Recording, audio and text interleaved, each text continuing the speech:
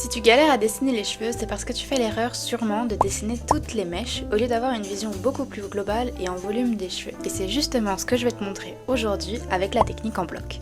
Avant de passer avec la technique en bloc, deux choses à savoir sur les cheveux. Le premier, c'est qu'on laissera toujours un volume par rapport au dessin du crâne. Tu peux le voir sur mon schéma ici, on a toujours un petit espace, c'est ce qui va donner cet aspect volume et pas complètement plat. Et la deuxième des choses, c'est que les mèches de cheveux suivent toujours la courbure du crâne, quel que soit le type de mèche que tu vas faire. Maintenant, la technique en bloc, c'est une technique assez simple qui consiste à découper les cheveux en différents blocs pour que ce soit beaucoup plus facile pour les représenter. Personnellement, je les découpe à peu près en 4 blocs. Le bloc de la frange, s'il y en a une, le bloc des mèches du devant s'il y en a aussi, le bloc des mèches principales de chaque côté et le bloc des cheveux à l'arrière. Tu peux t'aider de couleurs si tu veux les schématiser directement, mais c'est pas forcément nécessaire et t'en fais pas, au début ça peut être un petit peu compliqué d'avoir cette gymnastique mentale, mais ça viendra avec le temps. Dernier point concernant les blocs avant qu'on dessine, il faut savoir qu'il existe énormément de types de mèches de cheveux, mais que pour tous les exercices, j'en garde personnellement 4 qui sont très distinctes des unes des autres et sur lesquelles on peut utiliser justement cette technique de bloc. Donc la première, ce sont les mèches de cheveux lisses, où on aura des blocs plutôt droits ou légèrement courbés, mais vraiment de façon générale ils sont assez droits au niveau des traits. On va avoir les cheveux ondulés qui eux font clairement des vagues, mais attention, pas des boucles, contrairement à eux les cheveux bouclés, où on va avoir là cette fois des boucles et les blocs vont être des vagues très serrées, vous verrez. Et enfin on a les cheveux crépus qui eux sont des boucles très serrées et où pour le schéma en bloc on va plutôt jouer sur la forme de volume. Tu peux retrouver toutes les informations sur le cours directement pour apprendre à dessiner les cheveux dans l'e-book sur les cheveux disponible sur la boutique. Tu vas retrouver tous les types de mèches ainsi que les schémas en bloc sur comment les faire, mes notes, mes observations, mais aussi les tutos pour pouvoir dessiner n'importe quelle coupe dans n'importe quel sens ainsi que les cheveux attachés.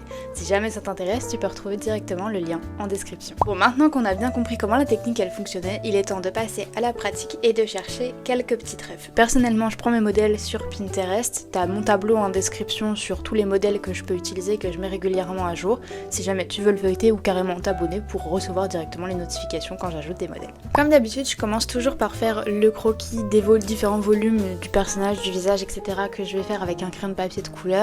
T'as le lien directement dans ma description aussi puisque les miens viennent d'Amazon, mais c'est absolument pas nécessaire, tu peux prendre un crayon de couleur classique, au moins ça aide à différencier les différentes phases. Pour le premier exemple qu'on va faire, on va prendre les cheveux lisses. Même si on voit quelques volumes un petit peu des cheveux, ça reste des cheveux de nature assez lisses puisque les blocs sont plutôt droits, même si les mèches virevoltent à la fin, c'est assez droit. Donc vous voyez que sur le schéma, j'ai divisé en 3 parties, des franges, des mèches de devant et les mèches du côté. C'est en fait de cette façon que je vais dessiner en commençant par la frange, les mèches de devant et après des derrière. Je commence toujours par celles qui sont au premier plan et après on recule petit à petit. Donc je prends vraiment mon temps pour esquisser cette forme de volume pour savoir si la coupe dans la globalité correspond à celle que je vois. Puis quand c'est fait, je vais commencer à l'effacer et à partir de ce moment-là, je vais venir détailler seulement les mèches avec un critérium, un crayon de papier classique, en suivant le modèle que j'avais de référence que je vous mets à l'écran pour que ce soit plus facile pour vous. Même dans cette étape où on détaille les mèches, on reste quand même dans une vision globale et on va pas dessiner toutes les mèches et tous les traits de cheveux. En fait, c'est vraiment pas nécessaire pour qu'on comprenne le volume capillaire que la personne a et pour qu'on comprenne le sens des mèches. On a juste besoin d'en détailler quelques-unes qui peuvent apporter du détail intéressant et vous le voyez même sur la mèche derrière qui est un petit peu, on appelle ça des mèches folles, on fait pas un trait, on double un petit peu la mèche pour donner cet aspect de volume et pour les mèches qui sont du bas, donc la fin des cheveux en fait, les fourches, je sais pas trop comment on appelle ça, on dessine pas toutes les mèches non plus mais juste quelques petits traits pour qu'on comprenne que la fin des cheveux est plutôt droit et ça s'arrête là et vous avez pas forcément besoin de rentrer dans plus de détails pour qu'on comprenne ce que vous êtes en train de faire.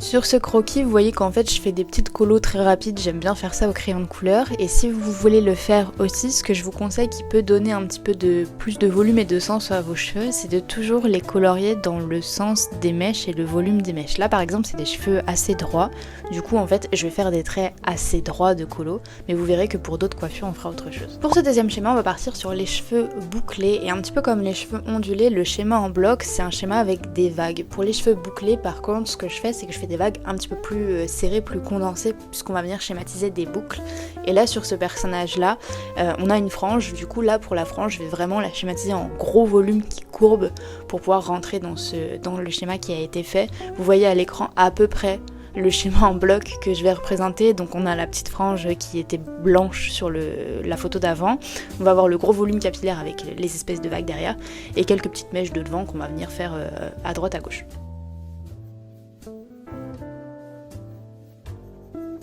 Pour qu'on comprenne que c'est principalement des boucles, ce que je vais faire, c'est que je vais venir vraiment accentuer la courbure des mèches que j'ai fait et surtout la fin. Vous voyez que je vais vraiment venir courber le trait pour qu'on comprenne que les cheveux partent en bouclure derrière, même si là ils sont relativement courts sur la frange. Et surtout les cheveux qui vont être derrière cette fois-ci plus longs. Je vais faire cette mécanique que je vais reproduire assez fréquemment. Donc elle est un petit peu compliquée à expliquer parce que c'est pas foncièrement très orthodoxe, on va appeler ça comme ça. Mais en fait je fais des formes de C imbriquées pour schématiser les boucles qui vont dans un sens puis dans un autre. Je vais pas dessiner toutes les boucles une par une déjà parce que sur le schéma ici les boucles sont déstructurées, la coiffure est plutôt relativement folle, on n'est pas sur des boucles anglaises très détaillées, donc il n'y a pas forcément besoin et c'est surtout qu'en fait juste en faisant cette structure là on comprend déjà assez bien le volume qu'il y a derrière et je vais venir le préciser. Alors ici les cheveux vont être noirs, du coup en fait je vais faire des traits très courbés en fait, contrairement à de la colo tout à l'heure où j'ai fait des traits droits. Là je vais venir faire des traits dans le sens des boucles pour vraiment renforcer ce côté, mais si les cheveux avaient été blonds, je serais venue détailler et creuser un petit peu plus les traits. En fait, j'aurais pas fait des traits noirs aussi serrés, je les aurais fait un peu moins serrés si ça peut vous aider. Pour cette troisième coiffure, du coup, on va partir pour les cheveux crépus et assez courts. Vous allez voir qu'ils sont relativement très simple à faire contrairement à ce qu'on peut penser. Et dans ce schéma là, ce qu'on va venir faire, c'est juste schématiser dans un gros bloc le volume qui va être utilisé sur le haut du crâne principalement, parce que les côtés sont rasés, donc là toute la question se pose pas, en fait on a juste un gros volume sur le dessus. Donc on va venir schématiser ce petit bloc là, et le reste on va venir juste faire quelques petits traits par la suite. Pour symboliser les mèches de cheveux crépus, c'est beaucoup plus simple que ce qu'on pense. En fait moi je viens juste faire ces formes de vagues très condensées et très serrées, puisque je vous ai dit que les cheveux crépus c'était des boucles très serrées et souvent des fois par la fois très fins.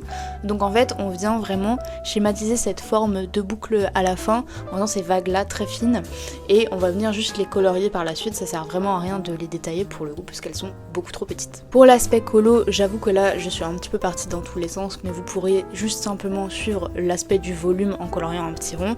Par contre là où ça va devenir important, c'est comme les cheveux sont rasés sur les côtés, cette fois si vous venez à faire des traits pour symboliser les cheveux coupés, les mettre en avant, le mieux c'est de suivre la courbure du crâne et de les faire dans ce sens là. Bon là on est sur des schémas très rapides donc vous n'êtes pas obligé de vous casser la tête, mais vous comprenez l'idée. On arrive du coup sur ce troisième schéma où cette fois-ci on va faire les cheveux ondulés, et comme je vous l'expliquais quand on a fait les cheveux bouclés, le schéma en bloc est à peu près le même, puisque en réalité ce sont des vagues qui elles vont être beaucoup plus détendues et beaucoup plus souples en fait que le schéma en bloc des cheveux bouclés. Sur celui qu'on est en train de faire sur ce schéma, vous voyez que la frange du devant elle est relativement droite contrairement au reste des mèches. On a les mèches de devant, celles du côté et cette fois-ci les mèches derrière, où vous voyez que le dessus sur le crâne, les cheveux sont plutôt plats et les ondulations arrivent vers la fin. Et je vais pas vous mentir, cette capacité à découper en bloc, elle va vraiment vous aider, mais c'est surtout une capacité en réalité d'observation pour bien séparer les cheveux et comprendre comment ils fonctionnent, comment ils sont implantés, c'est quoi leur particularité, et c'est vraiment cette faculté d'observation qui va beaucoup vous aider pour déjà votre dessin de manière générale et aussi le dessin des mèches de cheveux qu'on est en train de faire. Je vous ai fait un petit close-up d'ailleurs sur comment je fais les mèches de cheveux qui sont coupées très droites. En fait c'est simplement des traits qui sont espacés les uns avec les autres. Et on revient un petit peu plus sur notre schéma, on a des mèches, surtout une mèche principale qui est ondulée sur le devant, donc c'est celle qui va être un petit peu le plus compliquée à faire, mais je vous ai mis juste après un schéma pour que vous compreniez les différents types de mèches et comment les dessiner. En fait le secret entre guillemets qui réside, c'est d'essayer de voir les mèches comme une sorte de ruban qui est plié sur lui-même ou tourne sur lui-même, et de d'abord dessiner ce ruban si vous avez du mal et ensuite de venir le détailler comme si c'était une mèche.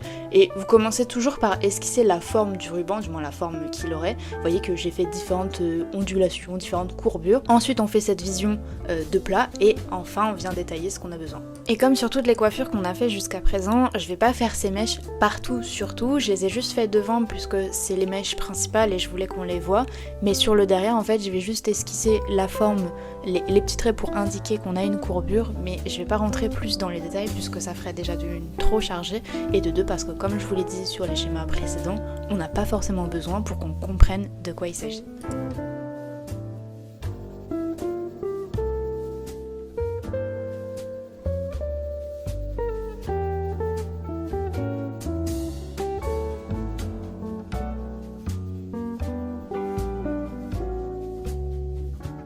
J'ai fait un dernier petit schéma pour combler la page, mais vous l'aurez compris, la méthodologie c'est la même, quelle que soit la coiffure, les types de mèches, on revient toujours au même procédé, c'est la même chose. Je vous invite à vous entraîner, quelles que soient les références, et à prendre surtout des références photos pour faire vos propres études et vos propres déductions par la suite, en vous aidant de ce que je vous ai donné, mais de vraiment de tirer vos propres conclusions pour que votre apprentissage soit le plus poussé possible. N'oubliez pas que si vous voulez en apprendre plus sur le dessin de cheveux et creuser un petit peu plus le sujet, vous allez retrouver le cours complet issu de cette vidéo ainsi que plusieurs tutos dans l'ebook cheveux que vous pourrez retrouver sur la boutique. En tout cas, j'espère que cette vidéo vous aura plu et je vous en mets une tout de suite pour la suite. Bisous, à la prochaine!